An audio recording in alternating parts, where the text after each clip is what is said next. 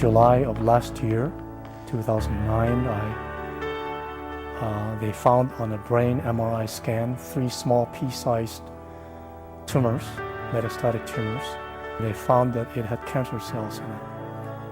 And so I was given the diagnosis of cancer, leptomeningitis, really the worst possible prognosis on an end-stage cancer. They told me at that time that without treatment I had 4 to 6 weeks, and with good response to treatment, perhaps 4 to 6 months. Here I was, now a broken earthen vessel because of cancer. But what God wanted to do is a result of breaking my physical body, He would use it to let the light shine out even more, in a brighter way, if you will, to the surrounding darkness. So I had this mental picture of my body as this earthen jar that's broken and the light is just shining through into the darkness. And it was a very precious promise that I hung on to over the 2 years since I've been sick. And I rejoice in that, because that's exactly what God is doing.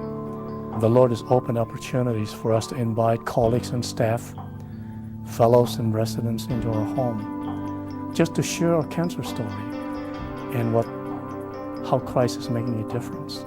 Opportunities to talk about Christ, and Alice right there sharing her part of the story as a spouse, watching me go through the cancer experience and seeing how God has sustained us with a peace that surpasses all comprehension. And we grappled with that for a moment, because we often found it very difficult to explain to people, how can you go through stage 4 lung cancer with such a grim prognosis and continue to go to work, think about training, helping people, doing ministry? Because of the peace that God has given us.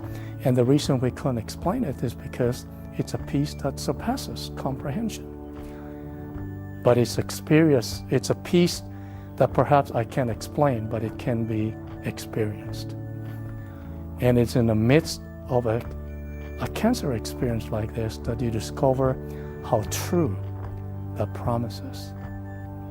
I have no idea where God is going to take me in this journey, but the bottom line is, no matter what happens to me, in sickness or in health, no matter whether I have 4 months or 6 months as originally predicted, or 16 months on a good day if I have good response, or another 40 years, God is going to use this experience of cancer to bring more people to Himself. And I want to be able to say, together with the Apostle Paul, at the end of my life, however long that might be, that I have fought the good fight, I have finished the race, and I have kept the faith.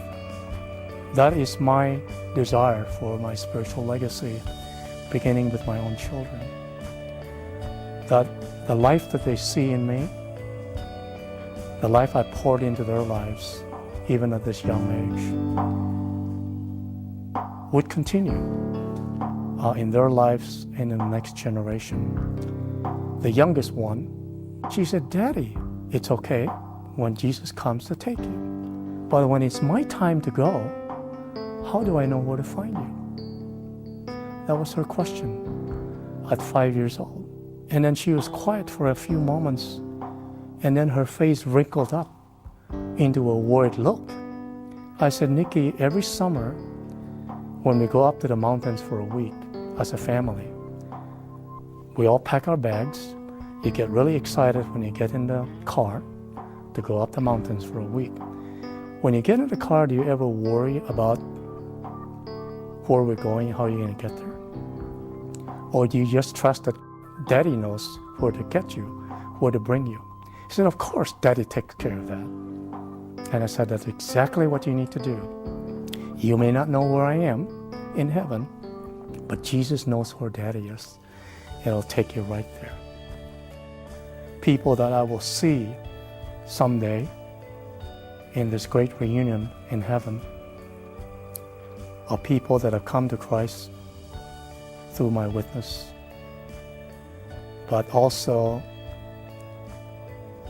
just the legacy of the many generations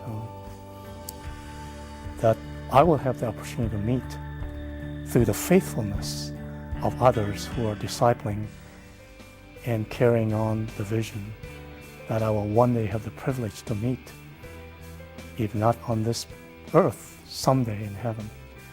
And that would be a great rejoicing.